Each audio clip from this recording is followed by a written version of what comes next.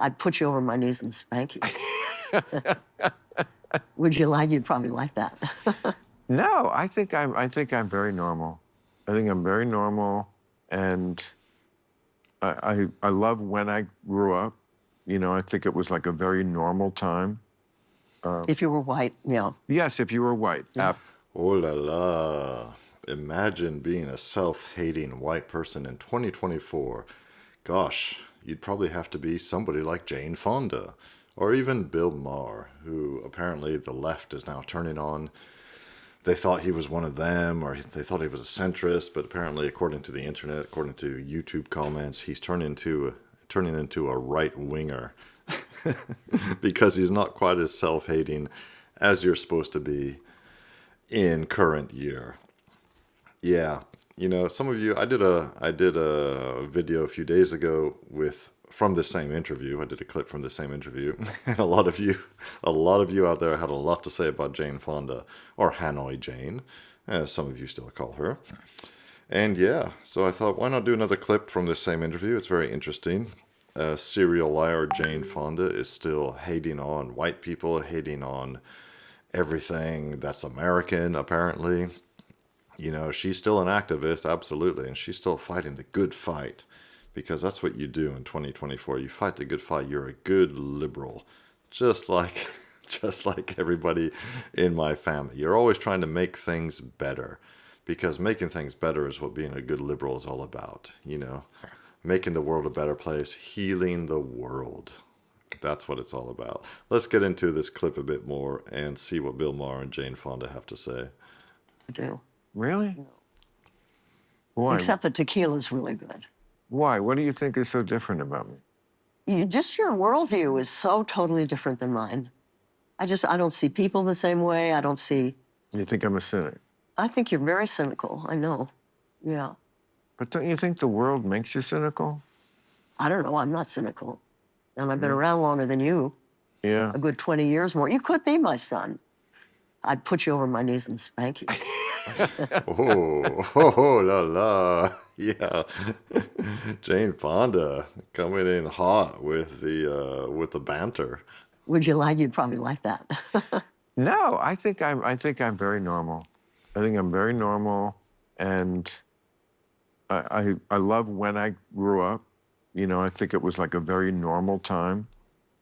If you were white, yeah. Yes, if you were white, absolutely.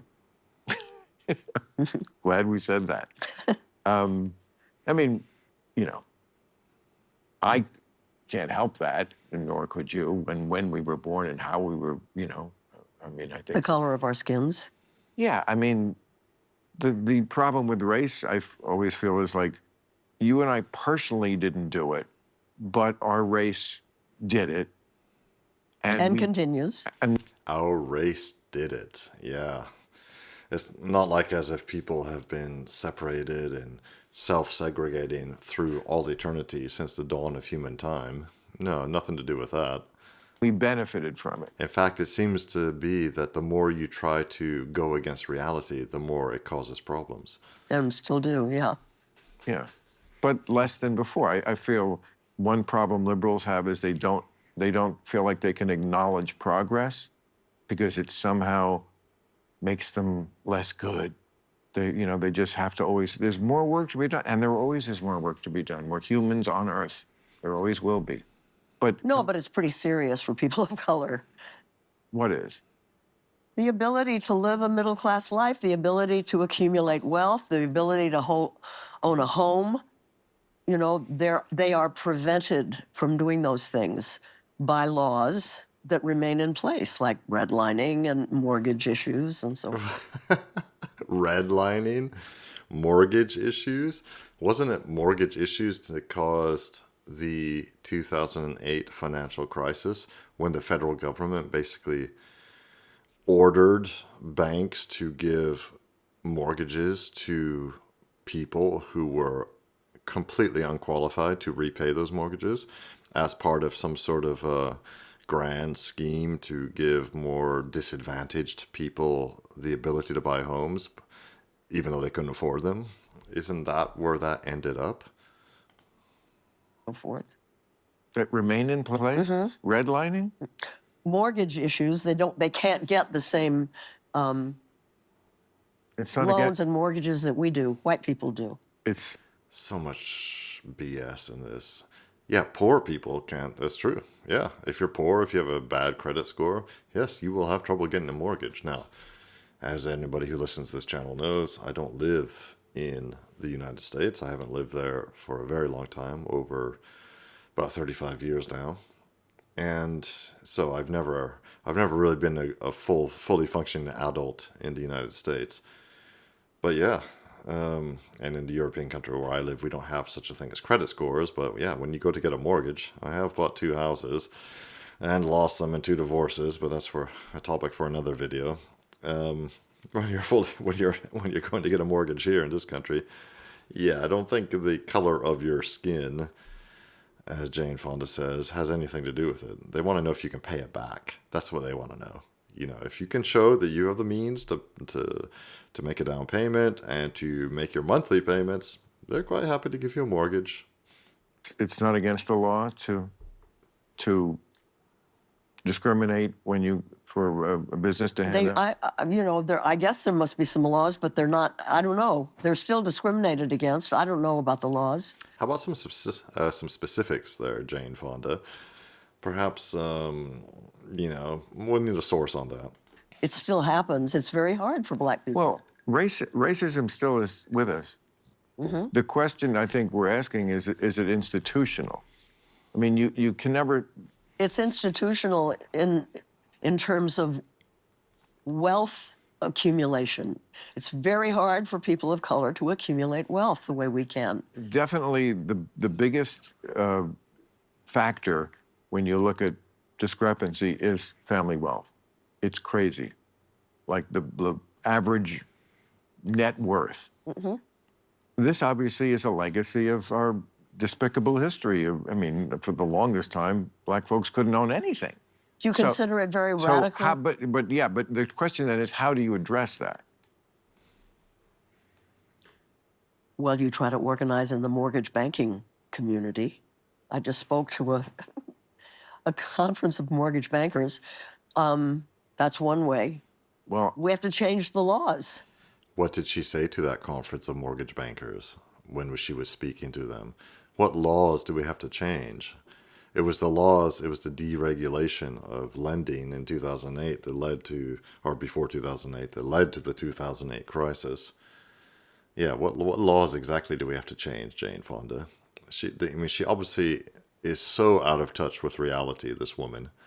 She's been a so-called activist for, since the 1960s. And she's still living in the 60s, much like my entire family, or at least the older members of it. They still think things are like they were back then. Change the regulations. well, I must admit, this one is not one that's on my radar. I didn't know that.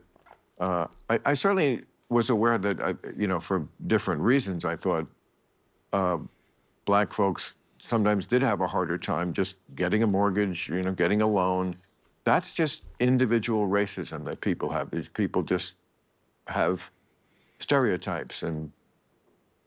But I feel like we passed the laws that you mean, like this is not covered in any statute right up until 2024 that a mortgage company can do that? I don't know. I don't asking. think that redlining is legal anymore, but there are other ways that the banking system and the real estate system keeps people of color out of communities, nice homes, the ability to, home ownership is the beginning of wealth Yes, accumulation. It's right. something that everybody should be able Right. to do. Yeah, and from what I hear, home ownership is becoming increasingly difficult in the United States, in general, just across the board, in Canada, from what I read. But for other reasons, through insane inflation, through massive influx of migrants who don't belong in the country, illegal or legal, by the way, thus pushing up the prices of homes. Yeah, perhaps for that reason. Yeah, it's a difficult problem because there's so much accumulated from centuries of having a monopoly on it. White. What is this accumulation BS? My family has been in the has been in the United States for, gosh, I don't know when the first one came. Not on the Mayflower or anything like that. Probably in the early 1800s, maybe the 1700s. I don't know. But there's no grand accumulation. It's like, okay, white people have been, I mean, America was founded by white people for white people. If you don't like that, that is the truth. It was founded by certain Europeans, certain subsection of Europeans, Brits, and they specifically said that we're founding this country for us and our descendants. Yeah, but this accumulation of wealth, some families have accumulated wealth, obviously. But no, most people, they just start off from zero, or they start off, some people inherit and they get a leg up. Yeah, of course. But this changes. There's been massive waves of immigration to the United States where people started literally from zero and did fine, have done fine. Great wealth. And parents tend to give their money when they die to their kids. Yeah. That's why we have so many fucking Nepo babies. Yeah. And people, I mean, this town. And who is the number one Nepo baby in this picture? Jane Fonda, born into an acting dynasty and the daughter of a socialite mother and a successful Hollywood actor. It's just, if you go out at night, no, no, but if you ever went to like a hot spot, first of all, they would lionize you. It's interesting, like girls in their 20s, they don't know a lot of celebrities. They all know you. They all idolize. Because I've been arrested a lot. You've been arrested. And I've spoken my mind. Yeah, you stayed relevant, and I mean, that's to get that generation, to go from your own generation down to that generation, that's not something a lot of people can claim. Maybe it's okay because I don't think in those terms very much. I just live my life. And it turns out that young people care about the same issues I do, and so they like that I'm willing to put myself on the line for them. I think it's as simple as that. Yeah, because their complaint usually about people our age is, what do you care? You're not going to be here after you wreck the planet. Yeah. So for someone like you to be willing to go to jail, which can't be fun. If you're white and famous, going to jail is nothing. It doesn't mean anything. Right. I noticed during the 4 months that I was in D.C. getting arrested every Friday with Fire Drill Fridays, very few of our speakers of color joined me. And that's because jail means one thing to people like us and another thing if you're black or Hispanic. And they said, no, thanks. I think jail means one thing to people who have money and another thing to people who don't, is actually what she's trying to say. No, she's not trying to say that, but that's actually what it means. We all know that. If you've got money and connections, that changes everything. Right. They spoke at the rallies, but they didn't want to engage in civil disobedience. I mean, it's different like in the South during the amazing, in the 50s and 60s when really brave black kids sat at lunch counters and got beaten. But that was their issue, Climate isn't quite on a place where they're willing to get beaten up yet, I guess. But yeah, my friend, young people really care about climate, though. Young people what? Really care about climate because it's their future that we're squandering and destroying, and yeah, I mean, again, we're talking about. I feel like a common goal, a common belief that it's really happening. But then, I mean, it is a reasonable debate, is it not? It's not cynical to argue about how do we get there, and I don't think it's like. No, that's not cynical. Okay, well, neither is, I think, being practical, and being able to say, but this is never going to really happen. I mean, as much as it should happen, and we want it to happen, and we can keep agitating for it to happen. I just don't think people are going to give up the quality of being selfish and not being able to see They want to live in the present, not the future. When they struck in Paris a few years ago, the famous line was, the guy said, Macron, who was, trying to get something done globally, he said, he cares about the end of the world. I care about the end of the month. Right. Wow, that's a very good way of putting it. I've never heard that line before. And I remember when those protests were going on in France, the yellow vests and all that. Yeah, people have to live their life now. These sort of nebulous end of the world scenarios about climate change destroying the planet and there will be nothing left. And well, the climate change catastrophists have been predicting the end of the world since the 60s, I believe. You can look up plenty of information about this online. There's some interesting memes about that. It's global freezing, it's global warming, the poles are going to change, the ozone layer. There's always some catastrophe just around the corner, just 10 years or 20 years away. Al Gore, we remember his prophecies, which of course haven't come to pass. So before we get into a whole climate change debate, Bill Maher's right. Whether or not you agree with him in general, he's right. People live their lives now. Anything can happen tomorrow. Imagine you're a peasant in Germania, in the year 150 AD, and everything's going fine. You're planting your crops. Your wife is spinning wool, or spinning wool. You're planting your crops. You're harvesting your crops, and then one day, bam, the Roman army shows up and says, "Oh, we're in charge now," and your life changes overnight. Now, that's not climate change, but anything can happen. It's kind of like, it's like Nicholas Nassim Taleb says, anything can happen. The turkey just thinks everything's going fine, his life's great, and then one day he gets turned into a Thanksgiving dinner. Yeah, a black swan event can happen. So you can understand why people are, there's all sorts of the climate change is a huge rabbit hole you can go down. But you can understand that people have to live their lives today.